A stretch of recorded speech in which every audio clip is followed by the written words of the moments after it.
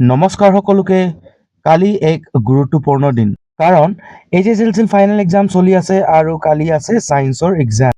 এক্সামৰ কাৰণে যদি চিন্তা কৰি আছা তেন্তে ৰখি কিনে এই ভিডিঅ'টো চাই ল'বা। আমি লৈ আনিছোঁ এটা স্মাৰ্ট প্লানিং, যি তোমালোকক সহায় কৰিব এক্সামত ভাল নম্বৰ এটা লাভ কৰিবলৈ কাৰণে। ফাৰ্ষ্ট, যোনখিনি চেপ্টাৰৰ পৰা বেছি মাৰ্কছ আহিব সেইখিনি আমাক চাব লাগিব। ডাঙৰ মাৰ্কছটো ধৰিব লাগিব প্ৰথমতে। যেনে বায়'লজিৰ জীৱন প্ৰক্ৰিয়াৰ পৰা 10 নম্বৰ আহিব টোটেল। ফিজিক্সৰ পোহৰ আৰু বিদ্যুৎ চেপ্টাৰটোৰ পৰা 14 মাৰ্কছ আহিব টোটেল। ইয়াত যি ৰে ডায়েগ্ৰাম, ৰশ্মিৰ যি চিত্ৰখিনি, এই চব চাব লাগিব, গুৰুত্বপূৰ্ণ। আৰু কেমেষ্ট্ৰি পাৰ্টৰ পৰা ৰাসায়নিক বিক্ৰিয়া আৰু কাৰ্বন এনিডছ কম্পাউণ্ড, এই দুটা চেপ্টাৰটোৰ পৰা 12 মাৰ্ক টোটেল আহিব। পোহৰ, প্ৰতিফলন আৰু প্ৰতিসৰণ চেপ্টাৰটোৰ পৰা তোমালোকে উত্তল অৱতল দাপোনৰ বিষয়ে চাব পাৰিবা। এই উত্তল অৱতল কোনখন দাপোনটো গাড়ীৰ চিচাত ইউজ হয় সেই চব চাব পাৰিবা। লেন্সৰ বিষয়ে জানিব পাৰিবা, তাৰ সূত্ৰ কেইটা মনত থৈ ল'বা। উদ্ভিদৰ প্ৰজনন আৰু মানুহৰ চকুৰ বিভিন্ন অংশ কেইটা মনত থবা আৰু চিত্ৰটো মনত থব লাগিব বিশেষকৈ।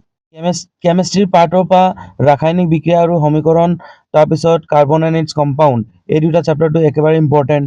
তো তোমালোকে যি বেলেঞ্চিং থাকে, এলিমেণ্টছ যি ৰিয়েকশ্যনটো বেলেঞ্চিং থাকে সেইটো শিকিব পাৰিবা আৰু মনত থ'ব পাৰিবা। তাত কিতাপত যিখিনি বেলেঞ্চিঙৰ যি ইকুৱেশ্যন দিয়া আছে এই গোটেইখিনি একবাৰ চাই ল'বা। আৰু যদি বুজি নোপোৱা মোৰ চেনেলটোত গৈ কিনে চাবা, তাত অলৰেডি এটা ভিডিঅ'টো আপলোডেড আছে বেলেঞ্চিঙৰ ওপৰত। তাৰপিছত তোমালোকে আকৌ কাৰ্বন এনিডছ কম্পাউণ্ড সেইটো চাব পাৰিবা।